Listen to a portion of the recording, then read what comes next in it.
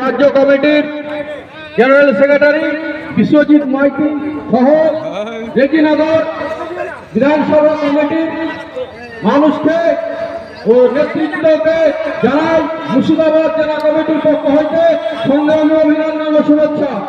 সব সামনে যারা বসা আছেন ভাই বাবা আমার বন্ধু সহকর্মী তাদেরকে বলি, আমরা ইন্ডিয়ান সেকুলার ফ্রন্ট, এই ইন্ডিয়ান সেকুলার ফ্রন্ট আপনারা কেন করবেন, কেন ইন্ডিয়ান সেকুলার ফ্রন্টের ছায়াতলে আপনারা এখানে উপস্থিত হয়েছে আপনাদেরকে জানার দরকার। গত বছর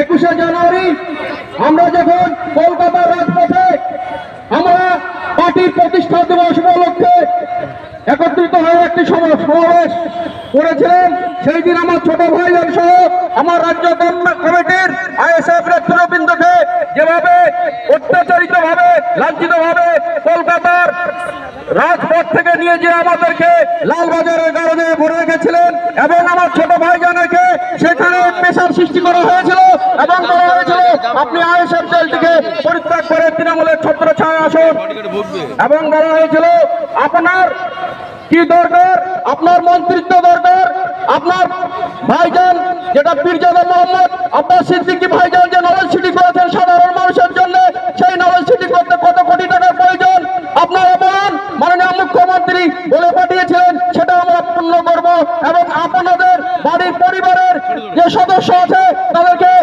এমপি করে দিল্লি পাঠিয়ে দিব। কিন্তু আমার ছোট ভাইজান সেদিন বলেছিলেন আমার নাম নওশাদ সিদ্দিকী, আমি একটি এমন পরিবারের ছেলে, আমি কথা মানবো, আমার আটটি চালার জন্য বিষয় আছে, সেই চাওয়া আপনি পূর্ণ করে দেন, ফলে আমি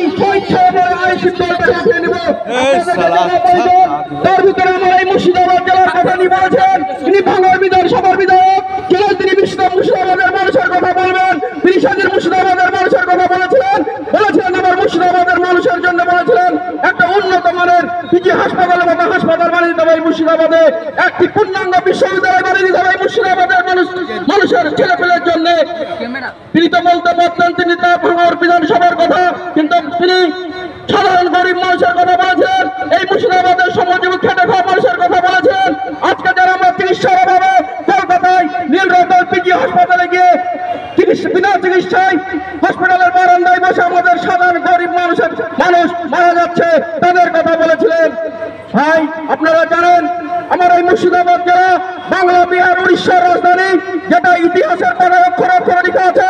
এই মুর্শিদাবাদবাসী এই বর্তমান শাসক দল ও বিজেপি সরকার দীর্ঘ 34 বছর যে সরকারি একে শাসন করে গেছে, এ আমাদের মানুষকে পিছিয়ে রেখেছে এবং একটি লেবারের কারখানায় মুর্শিদাবাদকে পরিণত করেছে। কেন আমরা একটি নবাবের দেশের ছেলে হয়ে আমরা নবাবের দেশের জেলার মানুষ হয়ে আমরা পরিযায়ী শ্রমিকের কাজ করতে বিদেশ যাব? কেন আমরা লেবারের কাজ করতে বিদেশ যাব? আমরা মাননীয় মুখ্যমন্ত্রী যে বর্তমান আমার পশ্চিমবঙ্গকে শাসন করছে তার কাছে আবেদন করবো এই মুর্শিদাবাদবাসীর জন্য কিছু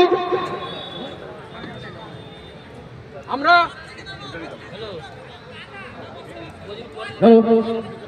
আবেদন রাখবো বা করবো। আমাদের মুর্শিদাবাদের মানুষ পেটের খিদায় দেখুন কেরালা বোম্বে ইউপিতে কাজ করছে, কিন্তু আমাদের এই মুর্শিদাবাদ জেলায় আমাদের পশ্চিমবঙ্গে কোনো কর্মস্থান বা কোনো বেকার সমস্যার সমাধান হয় না।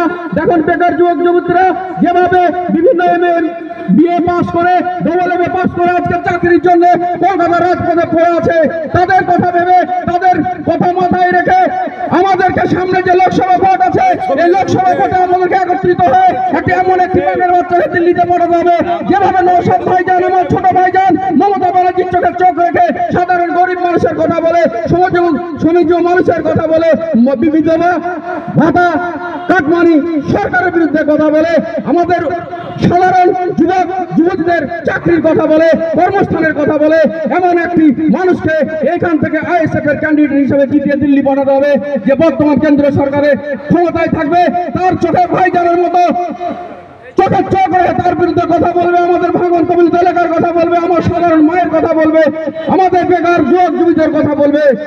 তাই ভাই, সামনে যে পঞ্চায়েত ভোটে আমাদের মূল্যবান ভোটটি এই শাসক দলের দুর্নীত বাহিনীরা দিতে দেয়নি এবং আমাদের মূল্যবান ভোটটি তারা যেভাবে লুট করেছিল তার উপযুক্ত জবাব আমরা সামনে লোকসভা 24-এ ভোট আছে, এই ভোটে দিব। আমরা সকলে প্রতিজ্ঞাবদ্ধ হব এবং বাড়ি থেকে আমরা সাধারণ ভাই মা বোন যারাই আছেন তাদেরকে বোঝাবো যে এই শাসক দলের কাছ থেকে আমাদেরকে মুক্তি নিতে হবে এবং আইএসএফ এর ছত্রছায়ায় আমাদেরকে দলে দলে যোগ দিতে হবে। আমরা অনেক খোঁজাখুঁজির পর, অনেক তপস্যা করার পর আল্লাহ ভগবান ঈশ্বর গড় যাই বলুন তার দয়ার আশীর্বাদে আমরা এই ছোট ভাইজান তথা পীরজাদা মোহাম্মদ নওশাদ সিদ্দিকীকে খুঁজে পেয়েছি।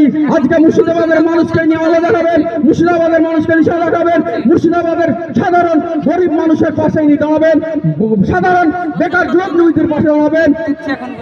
ভাইজান, এই প্রতিজ্ঞা বর্ধিত হয়ে আমাদেরকে সকলে একত্রিত হয়ে সামনে এগিয়ে যেতে হবে। আমার বড় ছোট ভাই যারা এখানে বসে আছেন তার মূল্যবান বক্তব্য আপনারা শুনবেন। দীর্ঘক্ষণ সময় ধরে আপনারা অপেক্ষা করছেন। এইখানে আমি সংক্ষিপ্ত বক্তব্য শেষ করছি। জয় হিন্দ, আইএসএফ জিন্দাবাদ, ইনকিলাব জিন্দাবাদ।